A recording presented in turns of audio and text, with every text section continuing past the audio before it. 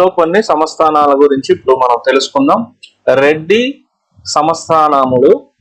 రెడ్డి సంస్థానములకు దేనికదే సంస్థానాధీశులు కలిగి గొప్ప చరిత్ర కలిగి ఉన్నది. అంటే సంస్థానాధీశులు దేనికదే ఉన్నారు, సామంతులుగా కాకుండా దేనికదే స్వతంత్రులుగా ఉండి సంస్థానాలు కలిగి ఉన్నారు. అవి 1 అలంపూర్ సంస్థానం, 2 ఆత్మకూరు సంస్థానం, 3 గద్వాల్ సంస్థానం, 4 వనపర్తి సంస్థానం, 5 దోమకొండ సంస్థానం,